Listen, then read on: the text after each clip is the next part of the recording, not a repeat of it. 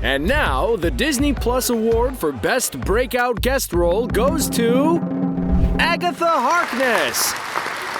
What's your secret, sister? Yes, while Luke Skywalker and Boba Fett both blew us away in The Mandalorian, neither of them did so while also dropping a single that topped the charts on iTunes. You've got to admire that level of game. That being said, we were never truly given Agatha's endgame once she actually gained the Scarlet Witch's powers. Let's figure it out. I think that there are three possibilities for what Agatha was planning all along. The first is the most obvious. She's just straight up evil. That wouldn't be out of left field, seeing as the MCU is full of characters who seem to have no other motivation than to do the most evil thing at any given moment. Darren Cross, Aldrich Killian, Malekith, Dormammu, and several others are just all about that evil bad guy lifestyle, and they're not ashamed to admit it. Agatha could easily just be team bad guy, looking to make her name as the evilest evil out there. And I killed Sparky too. Tell me you wouldn't watch a team-up movie where her and Hela try to take over the world. While she gave plenty of classic Marvel villain monologues about Wanda, she never really got into what her evil plan was going to be. If she wanted that reality-warping chaos magic, my first guess would be that she'd want to use it to reshape the world under her thumb. If an untrained witch like Wanda could make a giant hex over Westview, a master witch like Agatha would be able to reshape the world without much effort. We didn't get to know much about Agatha's pre-Westview life, but our peek into Agatha's mind does reveal some clues. It would seem that Agatha is still obsessing about the night where her mother and Coven attacked her. Wanda's power to show someone's greatest pain gave us fantastic insights into Thor, Cap, and Iron Man's respective minds. All of these hinted at plot lines and twists we'd see in future movies.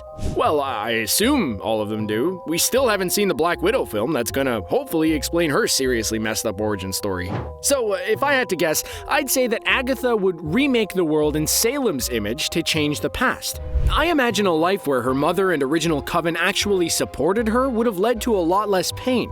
I mean, you really don't become an immortal, evil witch if your life has been nothing but puppies and rainbows. In a way, this would be her version of Cap returning to Peggy Carter. She could live that life that was denied to her generations ago. For my money, though, I'd hope that she'd use Wanda's sitcom magic to become an expert campaign manager from Washington, like Catherine Hahn's Jennifer Barkley from Parks and Recreation. Hi! That would make Parks and Rec MCU canon, even if it was all just an evil witch's fantasy. While Agatha seemed to be working of her own accord, most fans always thought that there was an even more powerful villain pulling the strings.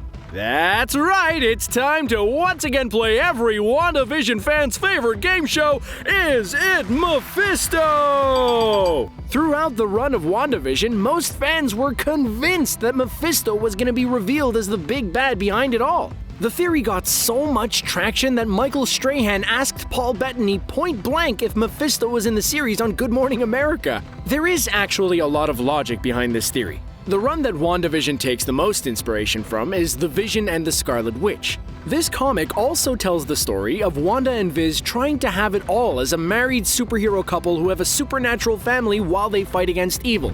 In the comic, however, the boys weren't made from Wanda's imagination, but from pieces of Mephisto's soul. She is forced to return her kids to Mephisto, which is even more traumatizing than the last episode of the show. At the end of WandaVision, Wanda hears her kids calling for her as if they were in trouble. It is very possible that they are trapped in Mephisto's realm and that he's baiting her like Agatha did at the top of the finale. If this is true, it would support the idea that Agatha was working for Mephisto from the beginning. I brought my pet rabbit. That would mean that she was probably trying to use her powers to bring him into the MCU or bend the world to his will. That, or she was trying to get out of one of his deals. Mephisto loves nothing more than to make cosmic deals with hidden strings attached.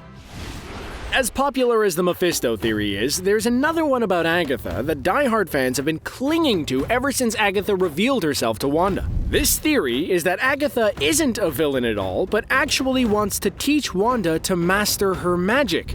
In the comics, Agatha is nothing like her MCU counterpart. She was still a witch that dated back to the Salem witch trials, but she usually was not depicted as evil at all. In The Vision and the Scarlet Witch, she appears after Wanda created the twins. She was the one who helped her let the kids go and even wiped all memories of them from her mind. Then she served as a mentor figure for Wanda to take control of her powers. So I guess it's technically possible that Agatha just pretended to be an evil villain to force Wanda to confront reality and realize that she was the Scarlet Witch.